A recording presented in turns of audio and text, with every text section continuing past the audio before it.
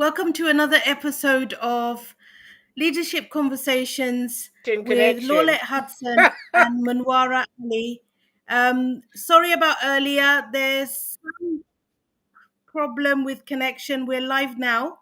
So, welcome to our guests. Anyone listening?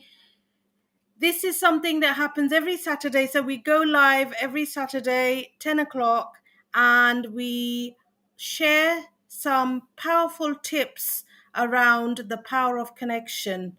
So I'm going to pass on to just introduce myself first. Monwara Ali, who is a leadership coach. I work as a CEO at Wolfen Forest Community Hub, as well as being a director of Stowe Inspire CIC. So, what I'm passionate about is leadership. How do we lead?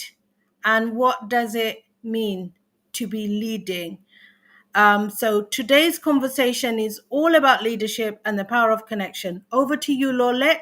Introduce yourself, my lovely.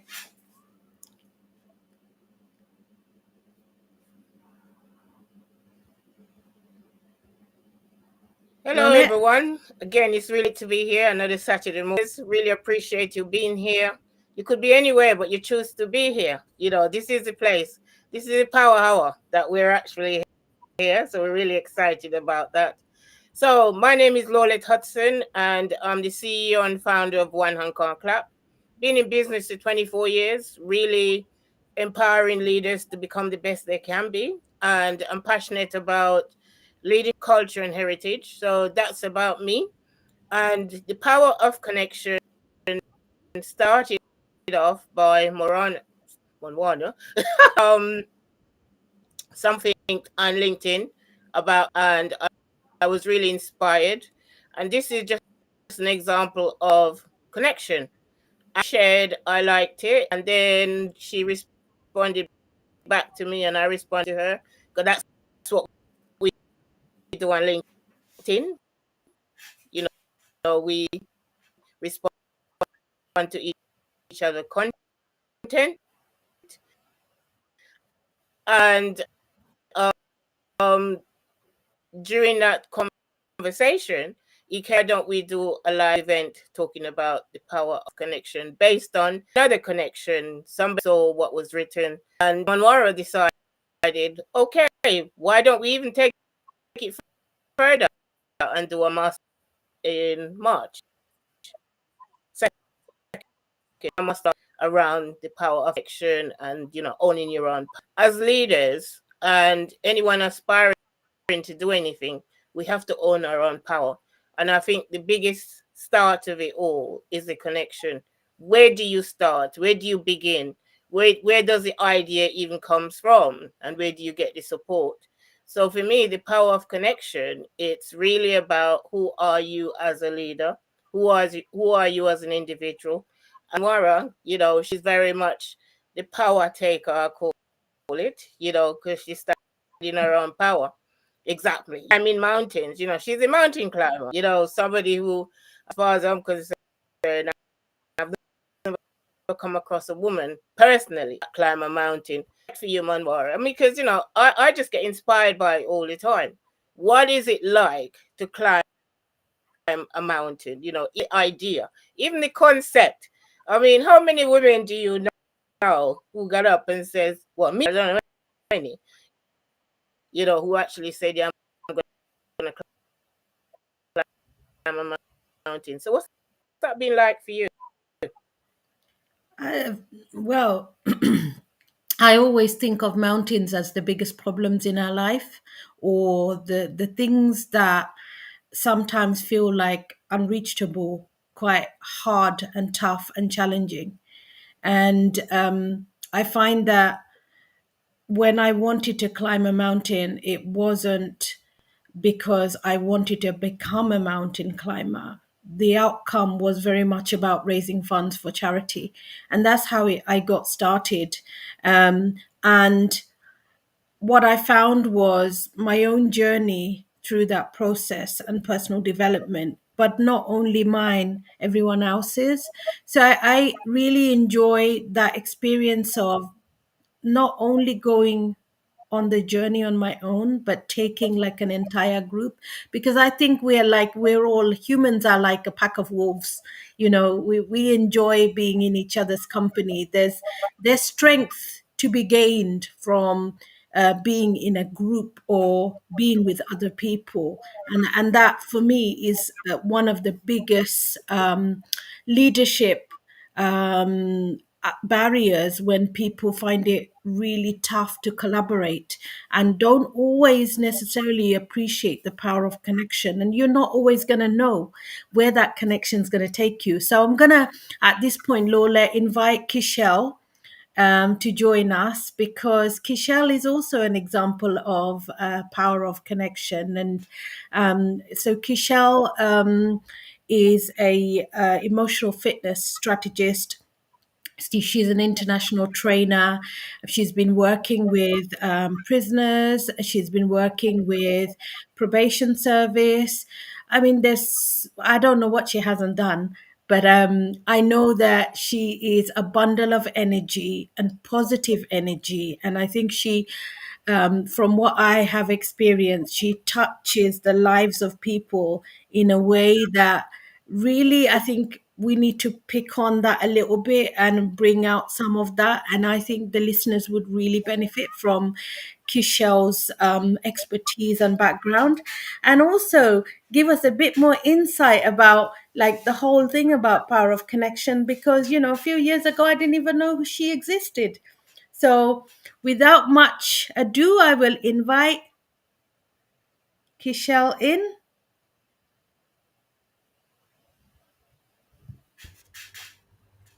Hi. Hello. Hello, hello. Good morning, Monwara, Lorlett.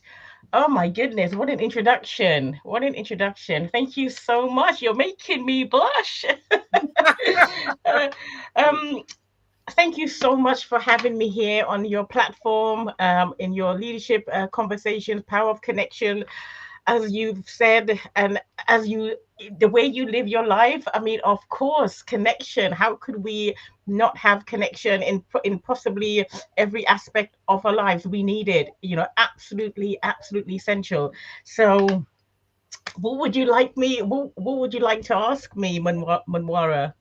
Let's start off with maybe tell us how or why you connected with me. Right. So probably similar to Lorlett, I imagine. We were LinkedIn buddies for a while. We saw each other in LinkedIn.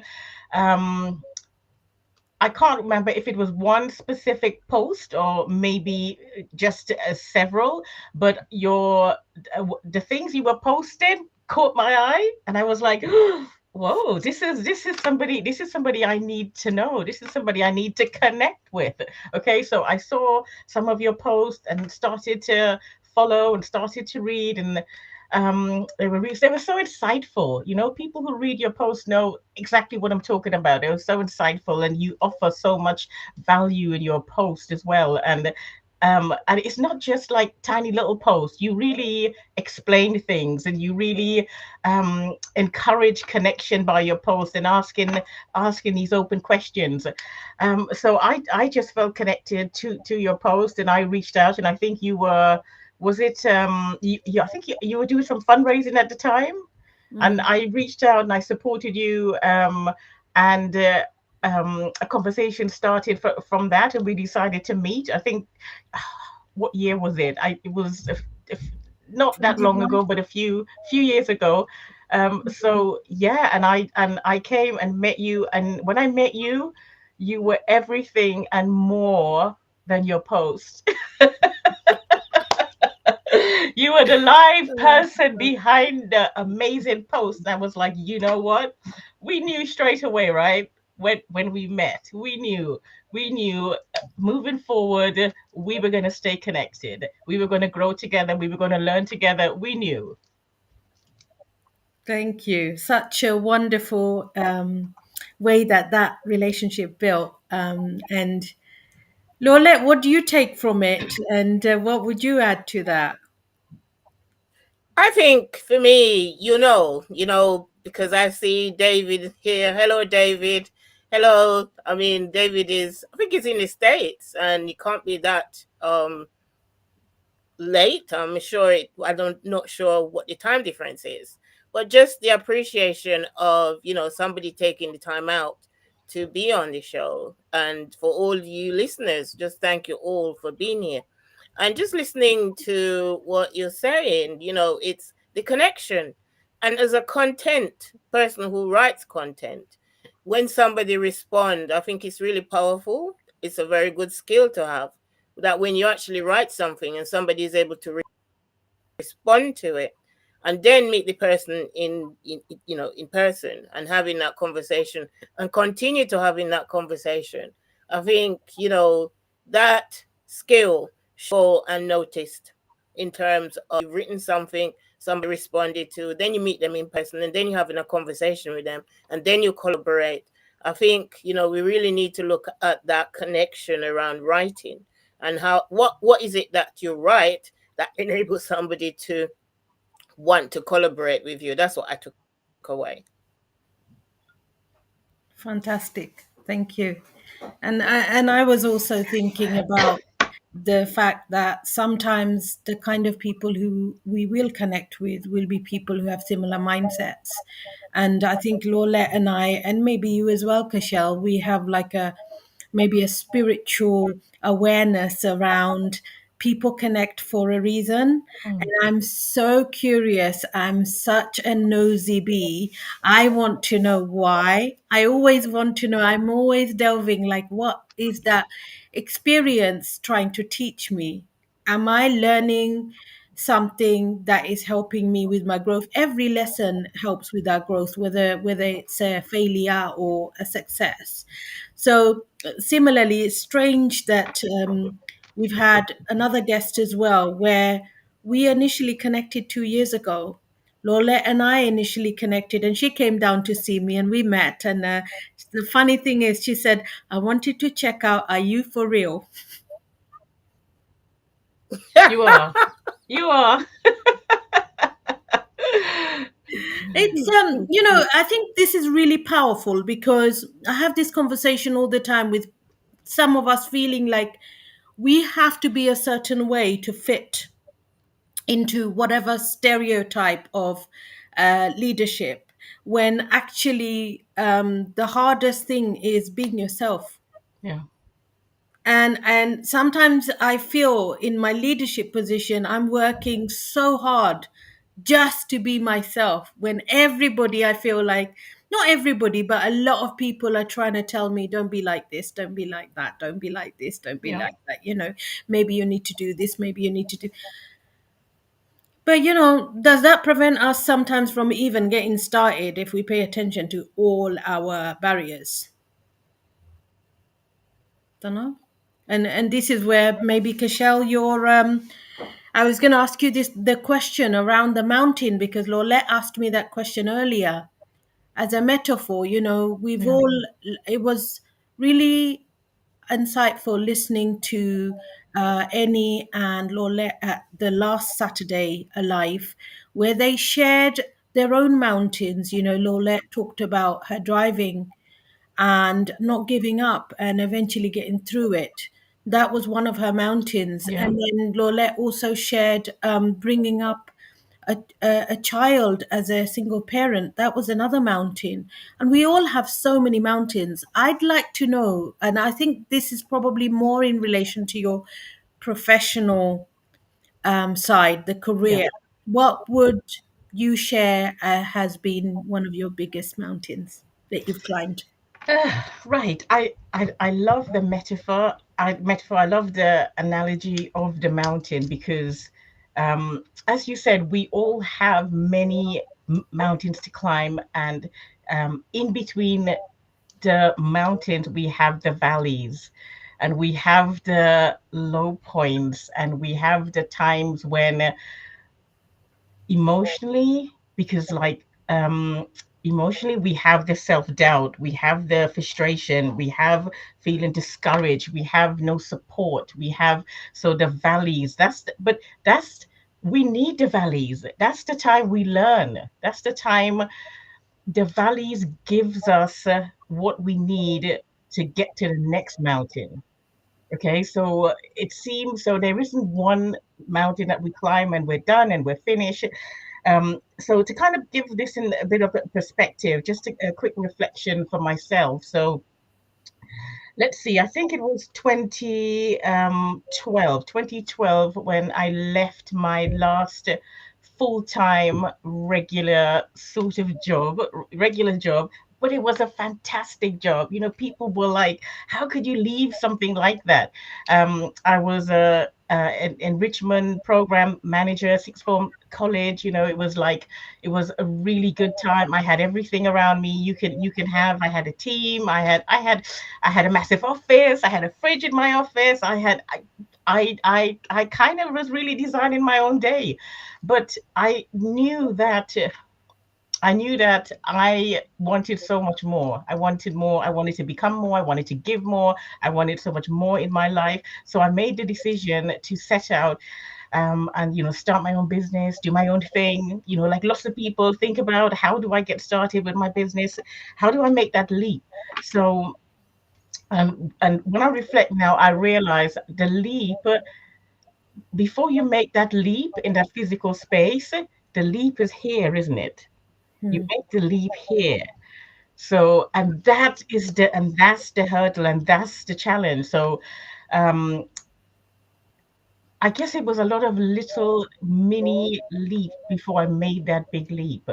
And when I do it, I can't even tell you how frozen with fear I felt, because it was absolutely huge. I was walking away from everything. I was walking away from all my financial security. I was walking away from, so many things. And even though I felt I had a bit of support at the time, because so many people said to me, okay, when you step out, come to us. We will give you some work as a trainer. We will help you get set up. I had a list of like probably over 20 people who were going to support me. But guess what? Guess how many people I was able to rely on? Yeah. None. Yeah. Yeah. Absolutely zero. So I had a couple of years of struggling. And we're not even going to get into that at the moment. Like really, really, really struggling. Luckily I've got good support system around, family around, but really, really struggled and really doubted myself. I was like, could I do this? Could I actually step out and start a training company and go out and work with clients? And could I do this? Could this even happen? So I had a couple of years of just really doubting myself, um, really knocked back my confidence, my self-esteem. But then I had to check in with myself. I had to remind myself of my whys, remind myself of who I was, um, who I was becoming, what I need to do, what steps I need to take. So everything I do now, and I'm teaching people to go from surviving to thriving, is what I have done. It's the steps I've taken. It's what I've been through. It's the emotional roller coaster journey that I personally have been, in myself. So I just started to build it from scratch. Build it from scratch. It was some of the most difficult things I've ever had to go through. I gave a lot of my time for free. Nobody knew me. I didn't have a name. I gave my time for free. Started just building, making my connections, going back to my connections, and everything just started slowly but surely. Everything started to connect. Everything started to work. I mean, don't get me wrong, I'm not there yet. The best is yet to come, but right now I'm in a good place. So some days you might find me volunteering in the homeless shelter, supporting people with skills back to work, having conversations around mental health. Some days you might find me working for men in the prison, um, and I'm teaching, and that's under my teaching hat, and I'm teaching them a business course. So when they come out, they've got something to do, in a way to be productive. Also, I do mentoring with the men as well. Some days you might find me working as a speaker. I've got a few bookings for International Women's Day, so travel around doing that. Some days you might find me been as a trainer, and I've trained like some of the most amazing, fantastic groups of people in public sector, private sector, anything from the Ministry of Defense, from DWP, Crown Prosecution Service, BMW, local and central government, Bank of England, Treasury. So I'm having a fantastic time, and sometimes I do stop and think, what if I had given up? What if I had just stopped? What if I let myself and that self-doubt, what if I um, just kind of decided I couldn't do it. And I'm so pleased that I pushed through that.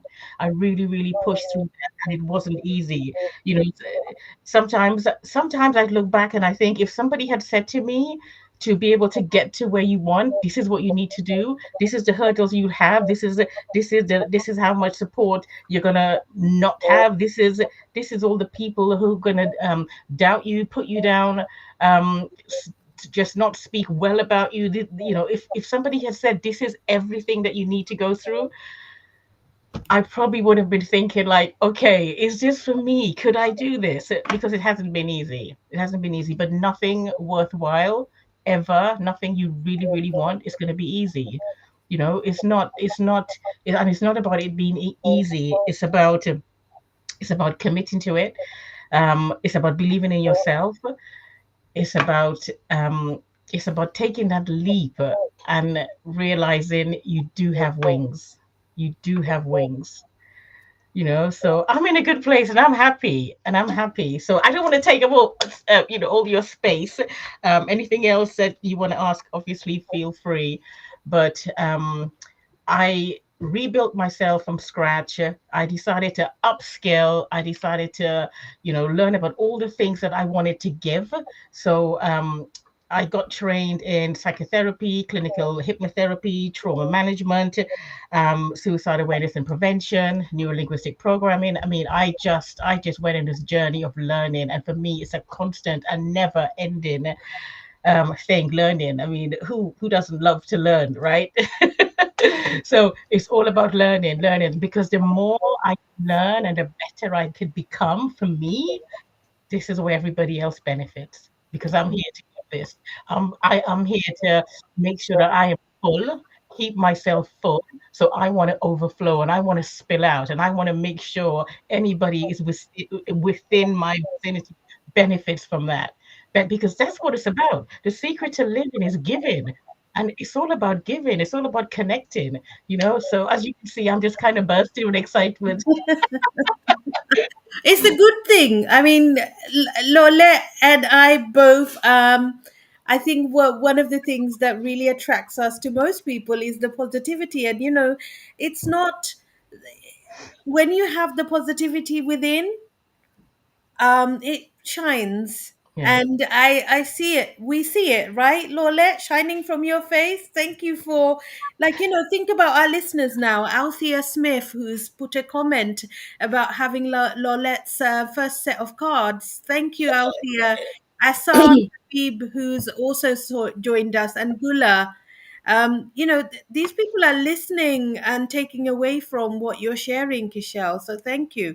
I'm gonna pass it over to Lorlett because she's bursting. Yeah, I think for me, the greatest thing and the greatest lesson there is recognizing once you're in a corporation, lots of people will want to connect with you. And I was talking to Monwara about this, but once you step out on your own, then, you don't have a Yeah. brand behind you. You don't have anyone behind you. So you have to build from Mm. scratch. And that for me is a rude awakening for many individuals, because Yeah. they feel like when they're within an institution, a lot of people will support them. But once you're Mm. no longer in the institution, individual, nobody wants to know you, Yes, of really. course, of course. So when you are like, oh, I'm at the Bank of England, or I'm at any large corporation, Mm. yeah, then you are somebody. And then when you're on your own, it's like you have to go back to scratch. And that's when you get connected to yourself and Yeah. understanding. So who am I? What's my values? Who do I know? Who do I got relatedness with? Because the whole thing around connectedness is around that relatedness. And Mm. we started off getting related And most people don't get related. What they tend to do is go into action without relating to somebody. Oh, give me an opportunity, but haven't got related to that person. So, what you share is so powerful about feeling alone and isolated. And I think for anyone listening, if you're going to step out with that bold idea and become an entrepreneur, believe me, when you're in the institution, lots of people want to associate with you. But once you come out and on your own, they're not interested. So that's Yeah. what I took away from your talk. No, of course, definitely, definitely, and I learned that the hard way. You know, I learned that from. I mean, that's part of my live story. I learned that the hard way. But if for anybody wanting to do that and thinking about doing that, you know what? Just do it. Get started. Start with what you have. Start from where you are. Just get started. When you know better, when you have better, and you can do better. But if we wait for the right time, we wait for the right moment. The right time is always now. That's the right time now. You know, Mm. just get started. Even if you start tiny and one baby little footstep, that's all it takes.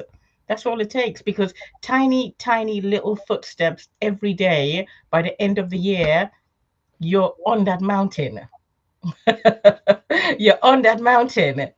And you Yay. know, So what and was it? Sorry, what was it like when it comes to you had a permanent job, you had a full time job, you was yeah, you were secure within yes, that. What was it like when you start to look at your pricing or your costing or looking for revenue? What was that yeah, like? So now you're on your own. You don't have an organization. yeah. How did you feel? How did that make you feel? So I had to reach out to other people who were doing what I wanted to do, started having those conversations, because I had to get an idea of what the value of those types of information is worth in the marketplace. So that gave me an idea. This particular type of training, aiming for this particular sector. So I had to work it out to be able to compete. And again, it's really tricky, because you don't want to place yourself maybe at a position where you're um, like how you position yourself financially with your cost. It seems like you, especially if you're getting started, it goes way too high, it goes way too low. You know, it's also not about underselling yourself and your value as well. So being able to hold that value in yourself, believe in yourself, believe that what you have, the information that you have, the knowledge and the skills, and everything that you can package and put together, what is that worth?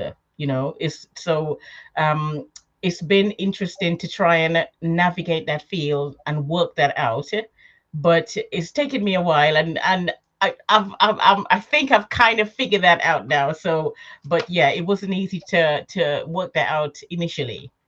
Has anyone ever asked you what makes you qualified to do that work? Um, Nobody has ever questioned that, because within the first 5 minutes of me standing in front any group, they know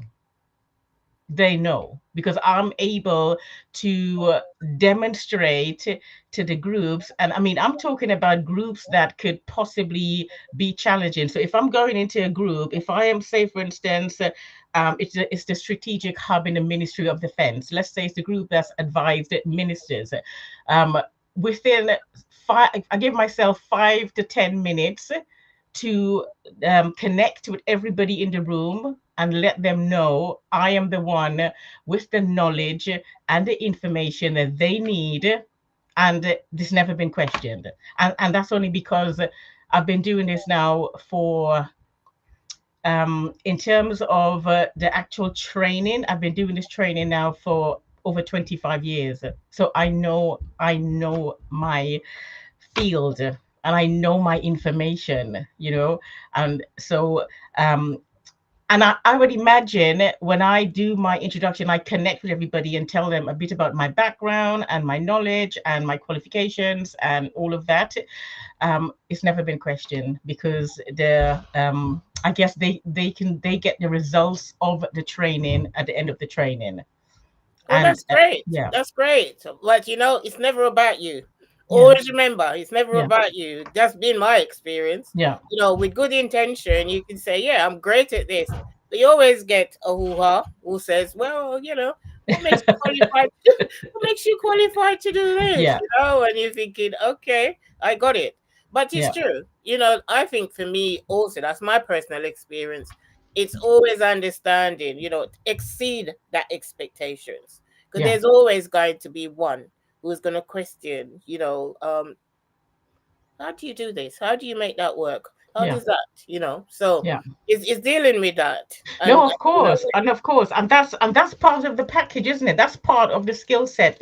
It's not just the knowledge and information about the delivery, but it's about how you connect with everybody in the room and how you manage the expectations and how you deal with the questions and how if you do get a little bit of a difficult person who wants all the facts and figures of everything that you've mentioned and who's very analytical or who wants is understanding different types of people you have in the audience and being able to understand some people might there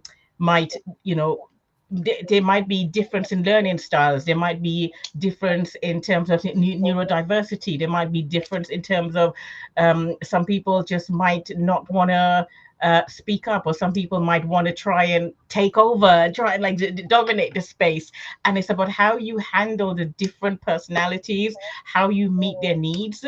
So, and I guess that has come with time. That has come with time, being able to figure that out. Because initially, I am sure I probably was a little bit maybe all over the place, and probably people would have been jumping in and maybe asking questions about the training, and maybe I kind of struggled.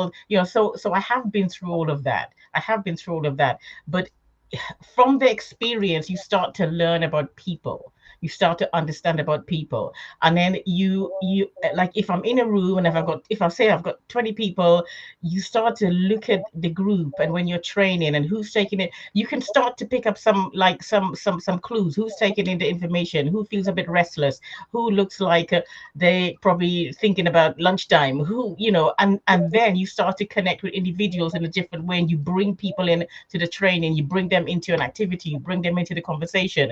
So and that comes with experience. With experience, you start to figure out how to manage the group, how to manage the people in the room, um, and how to make sure that everybody takes away as much as they can. And I am, Lola, as you said, I am definitely one for um, giving people more value than they ever thought they would ever receive.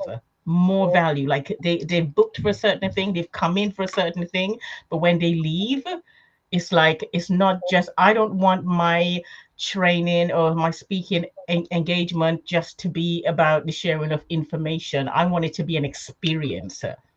I want them to leave and feel like, okay, what just happened? It has to be an experience. That's what I'm aiming for. so much. Well, thank you for that. So, Monwara, what you taking away about that experience? Because it's something that we talk about all the time, creating an experience that you'll never get anywhere else. It's exceeding that people's expectations. So, Manwara, I know that's your thing. Whatever you create, it's always about that experience. So I can see why, we all connected. The conversation is in line. It's really much in alignment. So, Manwara, what you taking away from the conversations around Lots of managing that things. expectations? Lots of things, Lorlett. Lots of things. Managing the expectations. You just said something really, really powerful there, Kiechelle. You talked about what success looks like, and you shared, and anyone listening is going to look at and listen to your example as someone successful. But you also explained and gave insight around where things didn't go well, and that is the journey we must go through. And the powerful thing you said about get started, instead of overthinking, that journey is going to come. You have to embrace those lessons. And I remember the other thing that you said, very powerful, about reading the room. Yeah. And reading the room was something I learned in 2000. I think it was 2000, when I got my first full time job with Camden Council, and 6 months they put us on training. I absolutely, like you, I'm hungry. I want to learn all the time, to the point where sometimes I have to question myself. Okay, is this something I need to learn, or if I do, am I making another member of my team redundant? So therefore, maybe I could learn about it, but really make sure that I'm not the one who's delivering using that learning, because it might be somebody else's job. So I remember we had a really good trainer one time, and I'll never forget her because she taught me a very powerful lesson. And she said to me that every time she delivers training, she likes to be there early, and she sits there and she observes people, because it helps her then manage. Uh, because teaching is not an easy job to do, and not everybody who has knowledge or gains knowledge can be a teacher. Yeah. Mm. Yeah. And when people feel like they're being taught, they respond differently to when people feel like they're having an experience. Mm. So that I think is relevant here, because when she told me all of that, I said to her, okay, so what did you learn about me then? I want to know. I was quite young, and I was curious. And she said to me, you other people find you intimidating. And that Wow. really upset me. Mm. It really upset me. I went quiet during the training because I thought, I don't want other people to find me intimidating. That's a negative, thing to say. And she could tell I got upset. And I said to her, like, why would anyone find me intimidating? I don't shout. Mm. I'm not rude. And she turned around and she said, Monwara, if people find you intimidating, that's not your problem. That's their problem. And it kind of it influenced, and it just, that entire situation and the lesson learned for me was how powerful a teacher can be, Yeah. somebody who is imparting knowledge, and Mm. how powerful the experience can be Yeah. depending on Of who course. who is Um, leading. can I just quickly acknowledge, I'm just seeing on the chat, Hader Khan. Oh my goodness. A blast from the past from Monarchs College when I worked there many, many years ago. Oh my goodness. This is wonderful. This is Hi, wonderful. You've hi, made my Hagar. morning, Hader. Absolutely wonderful to know that you're here. This is, I'm like, I'm in awe. Well, You never, well, you let's. never know This who is might another show up. example. You never Yeah, know who might show up on LinkedIn. I You never know. know, I which is know. good. Yes, 2012. Hader, that's when I left. I don't know if you came in recently or if you came in at the beginning, because I started off. I did say 2012 when I left, and that whole journey of the leap from leaving and trying to. Um, but I've got so much wonderful memories of Hader, and yeah, we need to catch up after, right? We need to catch up. Nice, Uh, nice one. welcome So to our yeah, exciting world. again, a prime example. The power of connection. There you go. I know. I know. Yes, there you That's go. so That's made another my morning. example. The power of connection. Hadn't you the show? Yeah, your ex-colleague wouldn't have seen you. So there you go. Yes. It's well, I'm This so pleased is you, Monwara, what we do. Monwara, you asked me, you invited me. It's been such a pleasure. I mean, this is the best way to spend a Saturday morning. I mean, it's the ideal way to spend a Saturday morning. So it's been such a pleasure, such a privilege to be here and to meet you, Lorlett, as well. So yeah, I'm loving it. I'm loving it. And I tell you what, I love conversations where actually everyone feels like we're all on the same wavelength. And that's the richness of the conversation we're having today. You know, we're talking about leadership, we're talking about climbing mountains, and you know, when you gave your example, I was sitting there thinking she owned her power. So you know, you used a word that Lorlett uses a lot, which is commitment. Mm. You know, you have to take responsibility and be committed to something to see it through, no Yeah. matter how long it Yeah. takes. When I s- when well, relatively sort of few years after I started working in my current job, one of the things I led on was a festival. And it was so hard. And I soon discovered that the challenges of resurrecting that festival was so hard because when they shut it down in 2000, it had a bad reputation for a number of things. And then it was a question of me thinking, should I commit to it? Should I Yeah. take responsibility? Mm. And I waited and I didn't hear anybody willing, but I saw a real opportunity for me to rise to a challenge, Yeah.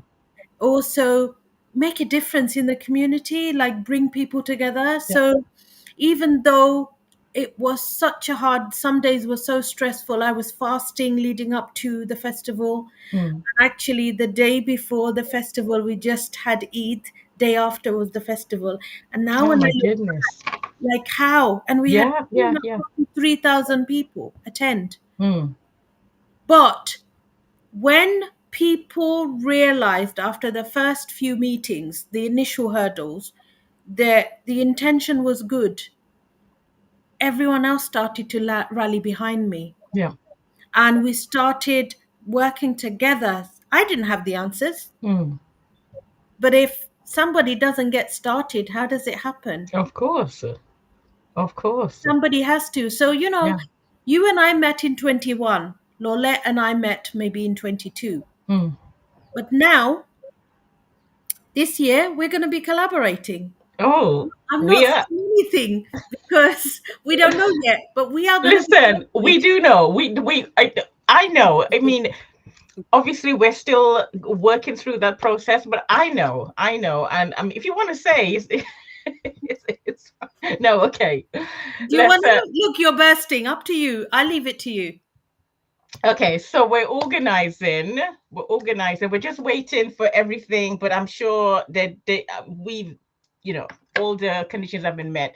Just waiting for final tick. Organizing Waltham Forest TEDx. So and we're going to be looking for some fantastic speakers to join us. So it's going to be amazing. It's going to be amazing. Hey, I'm looking at your comment. You are too sweet. Kiechelle was always the best. You are too. Love you too, Hader. Love you too. Yeah, you Oh my know, goodness. So that there's is so that is that is an amazing accomplishment. Do you know? I remember about 2005. I used to watch TEDx, and you know, yeah, it was like watching it in America. yeah. And you know, I remember watching some of these speakers, and one of them was Simon Sinek's. I watched, and I was like, Oh, "Wow, isn't that wow. amazing?" You know. Yes. And then I had the opportunity to meet him, you know, at the Royal Society of Art, and Hmm. he's just the same like he was on his TEDx talk, you know. Yeah, So yeah, I'm really interested to hear what's going to happen with what you're creating in Walton yeah, Forest, because I yeah, think those TEDx talks, I mean, they are so insightful as well. Yeah, yeah. quite powerful. Yeah, Of good, course. good. Of course, Exciting and times this is what ahead, it's as they would say. yes, exciting time. This is what it's about. It's about growing. It's about learning. It's about sharing. It's about giving. It's about connecting. These are the gems of life. And Monwara, you know my buzzword, what I've been talking to you about, and what I've been really exploring is that word discipline. discipline, because it's about our habits every day, isn't it? It's about the habits that we cultivate, and because those habits really starts to feed into our outcomes and what we, what we, the goals that we set, the things that we want to do. Sometimes people set things and they know, like they think like there's all these things that they want to do, and then sometimes maybe fall short and kind of maybe beat themselves up and not realize why. But if we take it back a bit, it is about what are we doing every day? What are those steps? So, how are we becoming disciplined? What sort of habits do we have we developed, so it's those tiny little footsteps. It doesn't have to be something huge, but that one thing that we might do every day that's going to make the difference at the end of the year. What could be that one thing to spend 10 minutes on? It doesn't have to be anything huge. Everybody can spare, I would think, 10 minutes a day to take a step, to take a tiny, tiny step. Because by the end of the year, you're on the mountain, Monwara. You're on the mountain. Yes, we're on. Listen, I in my head, I'm on the top of the mountain all the time, Yeah. and people like Lorlett, and you bring me right back down, which is wonderful. But I just wanted to quickly acknowledge Gula. She's watching today. Gula is an amazing person in the speaking space, and you probably made her fall off her chair. You don't realize what a big announcement you just made, Michelle, about organizing a TEDx. We're people who haven't been on TEDx stage yet. Yet. That doesn't, Yet. creators will create. You're not going to be able to stop a creator once they know their power, Mm. owning that power, Yeah. right? Yeah. Going back to our subject matter. So when creators understand that they have a power to create, you're not going to be able to stop them. And then when you put within that pool their understanding and knowledge about resources, which is what Lorlett and I will be covering in our masterclass Yeah. on the 2nd of March, it's going to be really, really fascinating. And I'm so excited about the TEDx. And I was like holding back, but I know, Kiechelle, how excited you are. You want to really do it. We're co producing, but we won't be doing it on our own, because this is going to be huge for our borough. It will be massive for every single speaker, everyone who takes away. And yeah, I'm just like, I'm in awe of all the excitement this year. And by the way, Mm. it's my 49th year this year. So every month there is something happening. You Mm. either realize it or you don't. You either notice it or you don't. And last thing I will say before I pass on to one of you is, we have two types of audiences, right? So we have the audience who are benefiting from what we share. When we decide or we make a choice to share our knowledge and information online, there's two types. You've got the audience that will learn from that, and then you will have the audience who will connect with you at a deeper level because they want to know more. And those are the people that Lorlett and I are trying to target as our clientele. So we want to be working with people who are stuck, Yeah. don't know how to overcome their mountain to get Mm. to where they need to go next.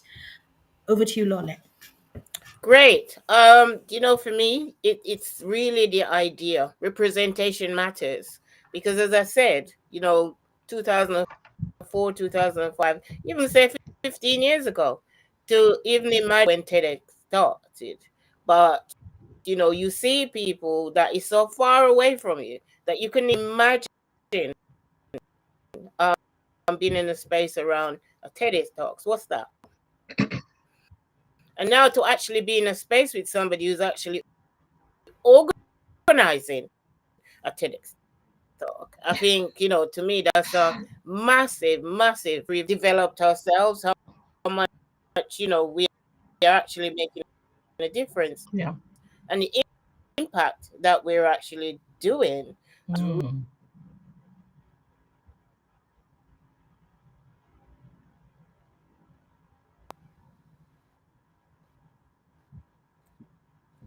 And now we're in it.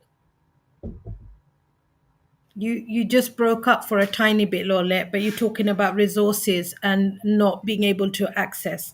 I think that is I'm gonna I it's always been my experience as a woman, as a Bangladeshi woman, one of the so-called categories. There's been a number of reports that have come out even recently about Yeah. how the stats and the data hasn't changed. For me to show up every day or Mm. every other day on LinkedIn, it's a social responsibility now to know that there are only 6% in the entire country that look like me Yeah. or are like me.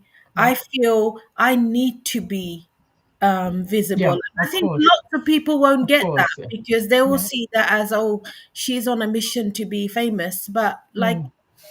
at the age of 20, I was a chair of a board, and at the age of 20, I was on BBC Radio. And, sometimes I feel like a cat with nine lives and I've already lived Mm. it. But I Yeah. think we don't realize our social responsibility until it hits you one day. And you're in the spaces where you realize actually, my role as a leader is to make more of a bigger difference. And how can I do that? Yeah. And this is what Lolette you're touching on. And I know, Kiechelle, you want to say something about that. Well, as leader, I guess part of that responsibility is helping to create other leaders. Helping to, because it's what we do, and when we get to that point when, so we start off by looking after ourselves, building ourselves, doing everything that we need to do for ourselves, then that impacts into our family, that impacts into our community, that impacts into the wider world, and getting to the place where we're at a position where we can contribute. It is our absolute responsibility to contribute, to give as much as we can, serve as much as we can, help as many people as we can, um, because that's the purpose. That's the purpose. It's not about becoming better and just keeping that all for us and keeping that all within. How do we share this? What platform could we take this to? That is that's the responsibility. That's the way I see it. That's the way I think about it. And I think, I mean, I do see it for myself, and I say this all the time: the best is yet to come. I'm in a good place, I'm loving where I am, but the best is yet to come. So I'm looking ahead, and I'm looking forward to my days, I'm looking forward to my weeks, months, years ahead. And I am so excited by what lies ahead. I am so excited. And I think for you too as well, the best is yet to come. There is so much more from what I'm hearing and what you're talking about and what you're exploring. There's so much more to look forward to. So it's just been wonderful to have this conversation, and it's just been such a privilege for me. Thank you. So It's a looking privilege for back, us as well say because, yeah, so God, looking back, when you say 20 years ago, or even before you started, when you left your corporate job, Yeah, for all your things that you accomplished and the company that you mentioned, that you actually break down some barriers yeah, and being able to deliver in those institutions, yeah. and also now starting a TEDx talk. I mean, what would you say had you pushed through amongst, the impossibilities? What really had you pushing through and recognize I can do this? Who was your role model? Who was your mentors? Um, I have got, oh, you can't see it. I have got a frame at the back of my office wall. It's a little bit higher, so you can't see it. And in there, it has got my commitment to my son, who's 25, and it's a pledge to him to say that I am going to, and I had that since he's going to be 26 next month, but I've had that there the whole time. And it's the pledge that says I am going to live my life as an example of what is possible. What is possible. So, should he ever Mm. doubt anything that he can ever do or achieve, he's going to see it as an example right before his eyes. He's going to see the trials. He's going to see the tribulation. He's going to see the suffering. He's going to see, and he has seen everything. And he's been with me for part of that journey. And I know he is so proud of me. I know that.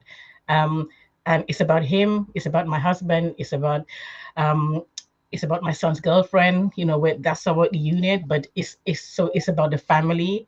And then it's about the community, and it's about making a difference. When I do something, when I do some training, when I give people that experience, when I do some coaching, and it's really positively impacted on somebody's life, and they've given me that feedback, that's all I need.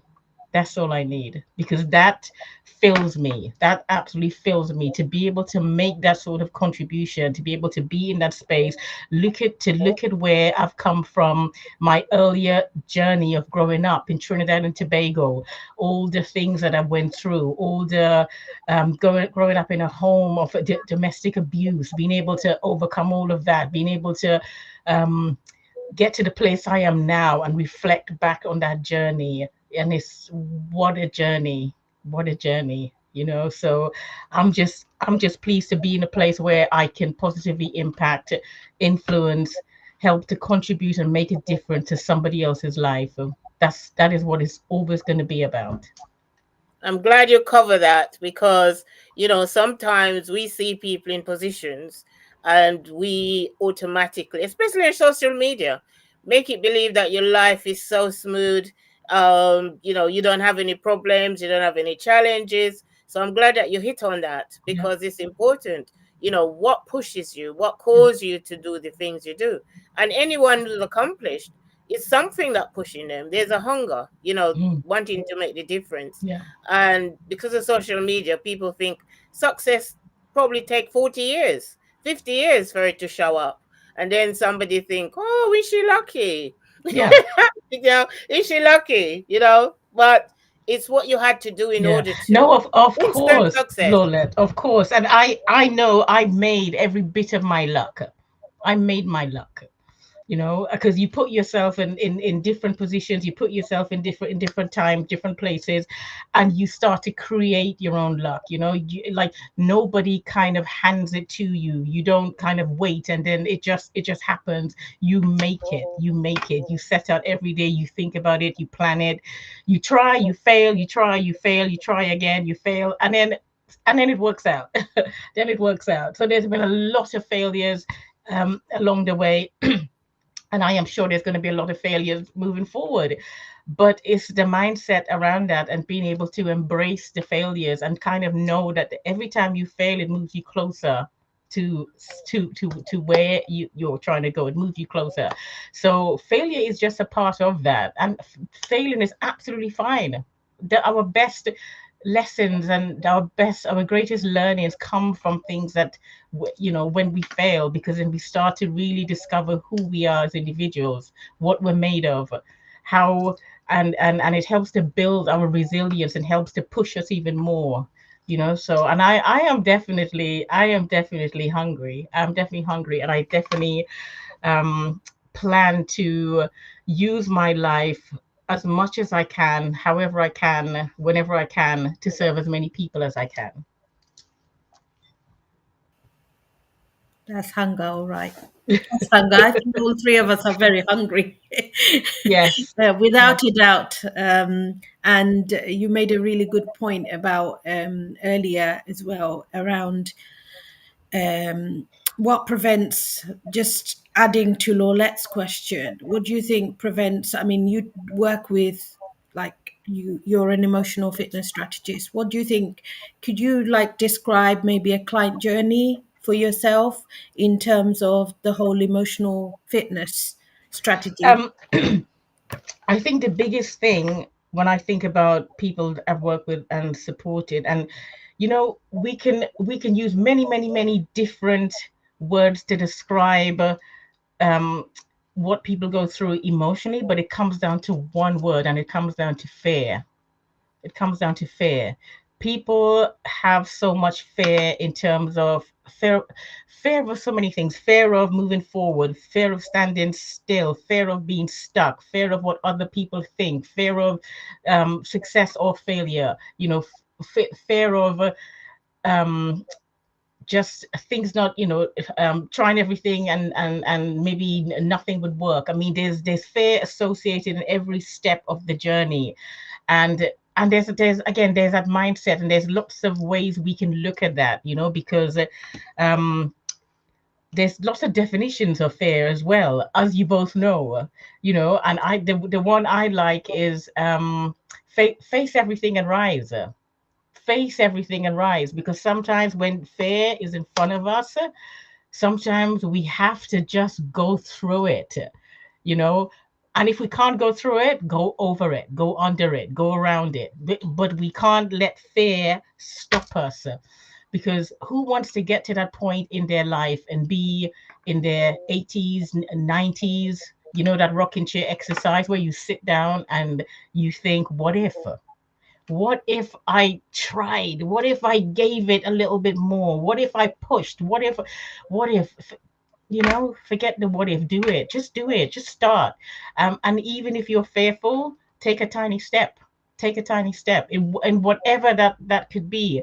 It's like I was coaching somebody on something a little while ago, and the person was saying they felt they were a bit of a hoarder, and they acknowledged that, and they wanted to start to get things tidy, but they open that door and they just cannot face it. And I'm like, just move two things. Just pick up a tiny little area. Just move a couple of things. That's it. That's all you need to do. That's all you need to do. Don't let the fear become to the point where you're frozen, because then you become inactive and you're unable to take any steps.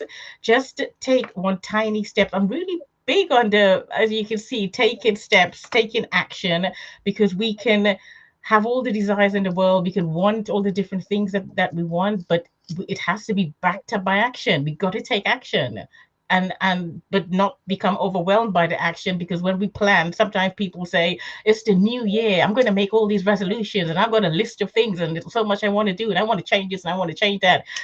And then 2 weeks down the line, everything just stands still, and people feel like, oh, okay, forget about that, I'm not doing any of that anymore. But maybe just pick one thing and take one action. That's all you need to do.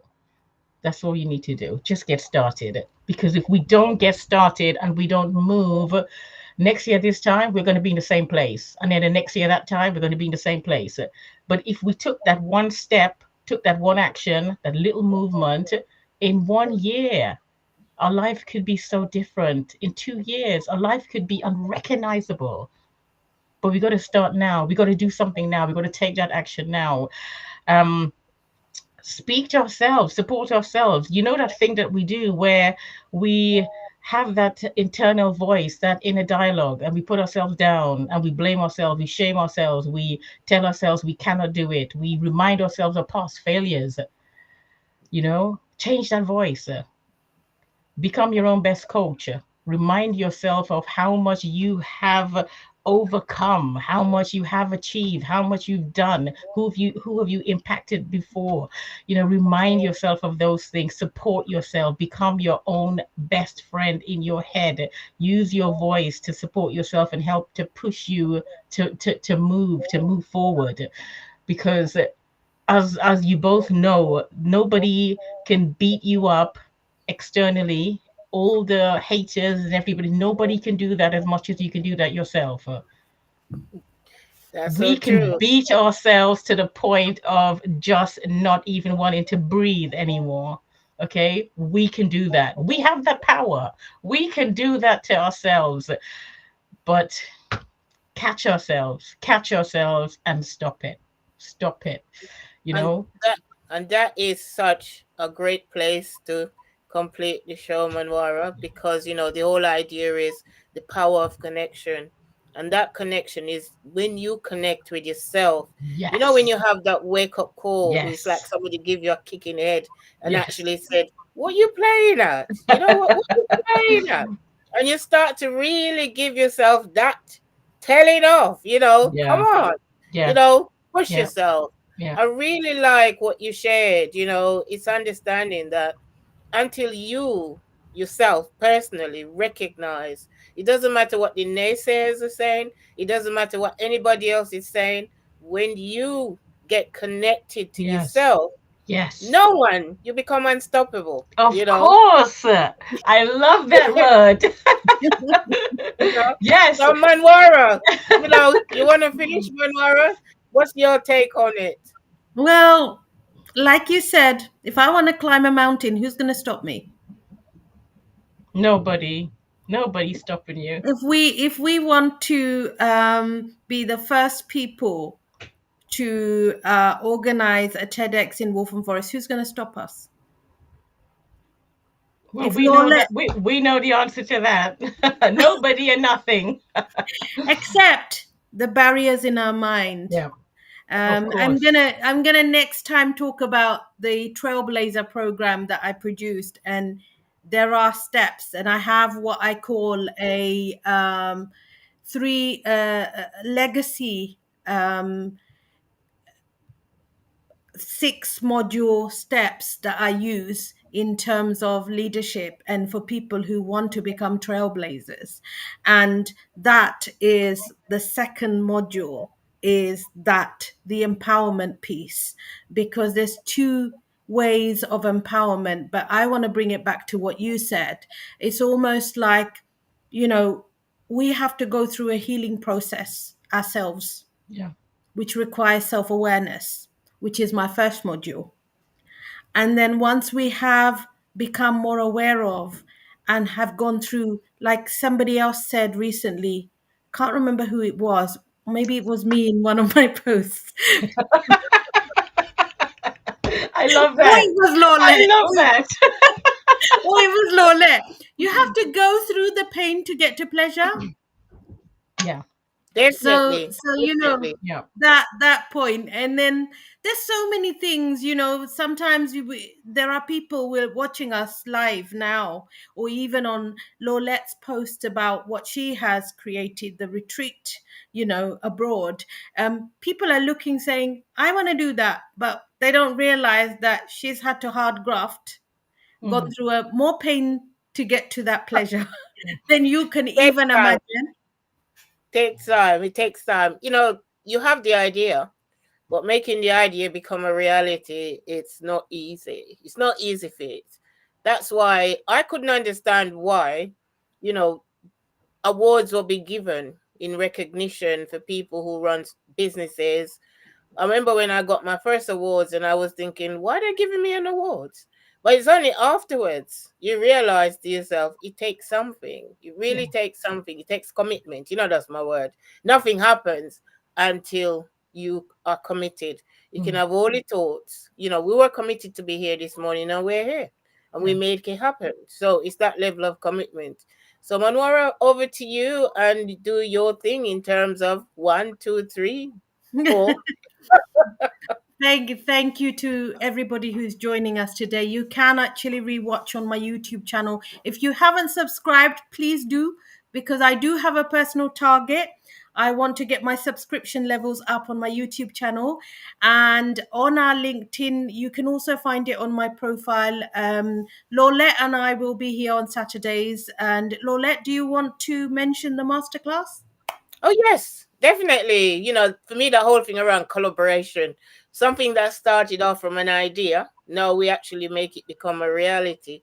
So, we'd really love for you to come and join us, and for 3 hours, really looking at, your impact, where you're stopped, what is it you want to do, where do you want to go, what's the difference you want to make, and take yourself on and become unstoppable. That's my favorite word. Unstoppable. Unbridled. Unstoppable. I love it. I love You it. know. Fantastic. So yeah. Fantastic. So I hope that Kiechelle, you've had a great time today with Oh, us. of course. Of course. Thank you. Thank you both so much. Yes, 100%. Thank you. Well, I'm going to say to the audience, we are always open for feedback. We'd love to know what you have taken away from today. Thank you for those who've already messaged us. Please feel free to message either on my YouTube channel or LinkedIn, because Kiechelle and Lorlett will also see it. And we're grateful to have your company. Hope you have a wonderful Saturday. Bye. Bye Thank bye. you. Thank See you you. next Bye week. bye. Take care. Kiechelle, thank you very much for being with us. Thank you. Thank you. Thank you. It's been a